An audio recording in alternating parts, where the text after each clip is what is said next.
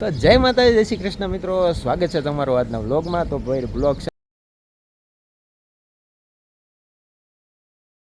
બીજા વ્લોગમાં તમને કહે તો આજના વ્લોગમાં કહું છું કે અમે ક્યાં આવ્યા છીએ અને હું આવ્યા છીએ હજી વાર છે. ખાલી ક્યાં આવ્યા છીએ ને હું તમને કહી દઉં. અમે આવ્યા છીએ ભાવનગરની બાજુમાં કોબડી ટોલ નાકા છે, એની બાજુમાં રિસોર્ટ છે, ત્યાં અમે આવ્યા છીએ. જો રિસોર્ટનું લોકેશન. અમારા નયનભાઈ અહીંયા આવી ગયા છે. બરોબર, ગુડ મોર્નિંગ, જય માતાજી, જય શ્રી કૃષ્ણ. બરાબર. તો ભાઈ અમારા નયનભાઈ સવારમાં મારી ઘોડે નાયા ધોયા વગરના અમે બે આટા મારવી છીએ, બે ભાઈઓ. બરાબર. અને રિસોર્ટનું લોકેશન જુઓ તમે ખાલી. તો એમ કહેવાય ને કે ભાઈ સવારમાં આવું લોકેશન મળી જાય મોજ પડી જાય. શું કેવું નયન? બધા નીચે આમ છે. આવું રોજ રહેવા મળશે. આ થોડાક દીઘા ધારું લાગે, પછી તો આપણને એમ થાય કે ઘોંઘાટમાં રહેલા રહે ને એટલે અહીંયા નો મજા આવે બહુ. એમાંય પાછા ડુંગરાની ઉપર ચડાવ્યા છે. કેમ?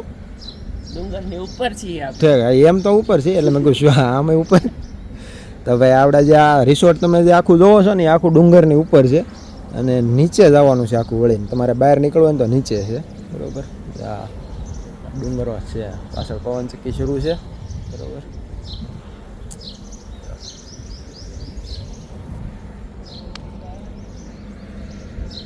જો સુગરીના માળા છે અહીંયા. ઓ માય ગોડ, ભાઈ એટલે વસ્તુ જોવા મળી છે અહીંયા. સુગરીના માળા ને એવું બધું છે. બરાબર. આપણે એમ કહેવાય ને કે ભાઈ એટમોસ્ફિયર તો સારું છે. બરાબર છે. જોઈ કેવી મજા આવે છે અહીંયા. બરાબર. કાંઈ નહીં, જે થાય બહાટી જ થાય. તો હું તમને પછી કહું મેં ક્યાં શું લેવા આવ્યા છીએ અહીંયા. બરાબર છે. અત્યારે તો રિસોર્ટમાં એન્જોય કરવી છે. હજી નાવા ધોવાનું બાકી છે. વારામાં વારે ઊભા છે, વારો આવે ને એટલે નાહી લઈ. તો જો અમારા દાદા તૈયાર થઈને આવી ગયા. દાદા જય શ્રી કૃષ્ણ. જય શ્રી કૃષ્ણ. જય શ્રી કૃષ્ણ. તું કેમ રેડી નથી થયો? હજી કશું નથી એવું છે. તો હવે બધા પોતપોતાની રીતે હવે તૈયાર થાય છે. મારો વારો આવે એટલે હું તૈયાર થઈ જાઉં. તો હવે અમારા અહીંયા ભારતીબા બેઠા છે. જય શ્રી કૃષ્ણ. જય શ્રી કૃષ્ણ. જય શ્રી કૃષ્ણ. કેમ છો? બસ મોજે મોજના. તમને જોયા એટલે વધારે મોજમાં આવી ગયા. એ મારા સૌભાગ્ય છે કે તમે બધા મારી સાથે છો.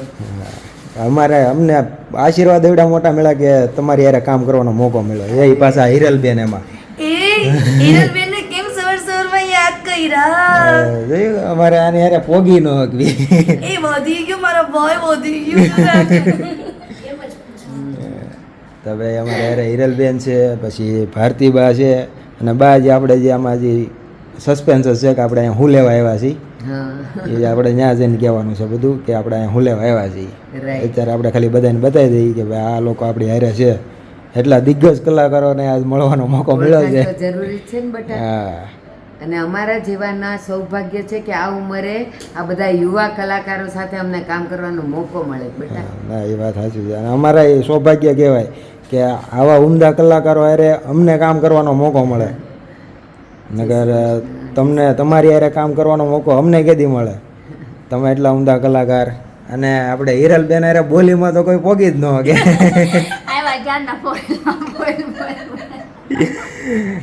કલાકાર એટલા માટે જ બનેલા હોય છે કે આપણને બોલવાની શક્તિ આપે છે ભગવાન.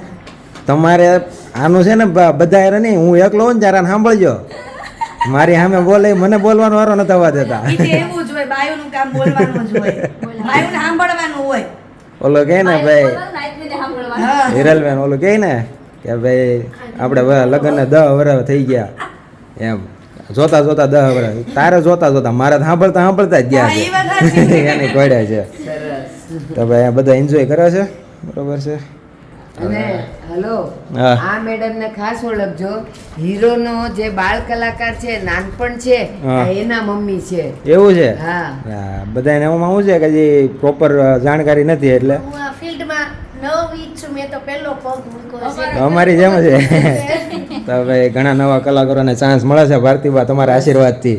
હવે કિરણભાઈ ખોખાણીને આપણે વિનંતી કરશું કે જો આ વખતના મૂવીમાં અમારું કામ ગમ્યું હોય તો વર્ષો વર્ષ તમે મૂવી કરો તો અમને યાદ રાખજો. તો હવે કાંઈ નહીં, હવે ફ્રેશ થઈ જાય. તો ભાઈ હવે લંચ ટાઈમ થઈ ગયો છે અને જમવા આવ્યા છે બધા બરોબર છે. ઘણા સમય કાઢવીને અહીંયા ગયા છે અને અમે જમી લીધું છે અને ઊભા છે ઘડી આરામ કરવાનો, ઠંડો ઠંડો પવન આવે છે.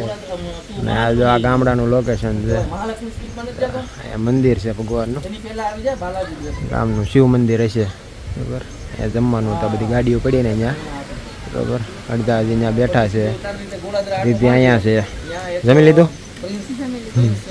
અમને બેને છે ને મજા બગડી ગઈ છે, એટલું બધું આવેલું નહીં, થોડુંક થોડુંક ખાઈ લીધું.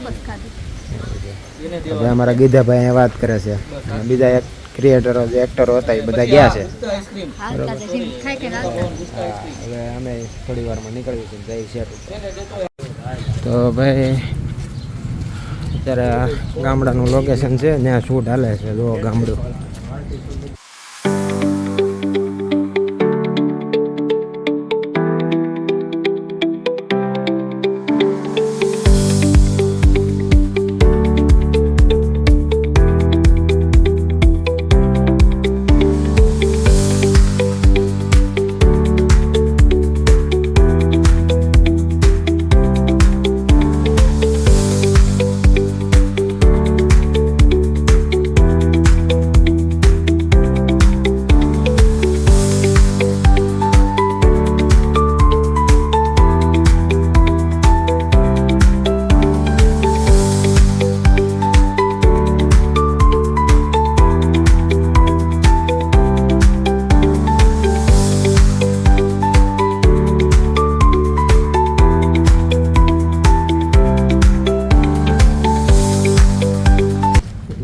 જૂનવાણી બારીઓ.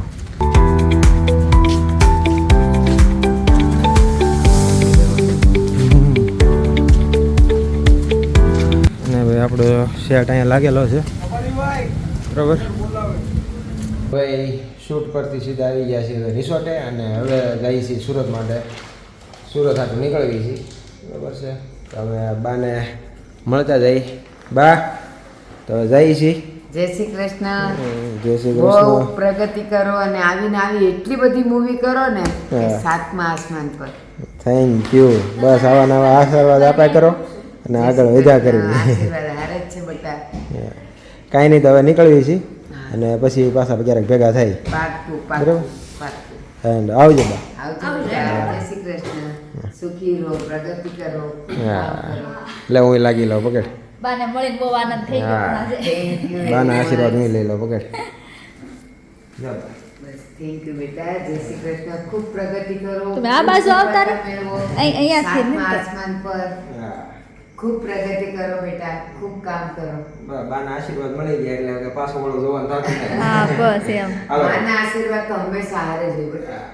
હાલો જય શ્રી કૃષ્ણ. જય શ્રી કૃષ્ણ. હાલો બા. જય Shri Krishna. Bye. Bye bye. તો હવે પહોંચી ગયા છીએ સુરત અને આ વ્લોગનો કરું છું એન્ડ. આ વ્લોગ જો તમને ગમ્યો હોય તો અમારા વ્લોગને લાઈક કરો અને અમારી ચેનલને સબસ્ક્રાઈબ કરો. મળીએ હવે બીજા વ્લોગમાં. જય માતાજી, જય શ્રી કૃષ્ણ.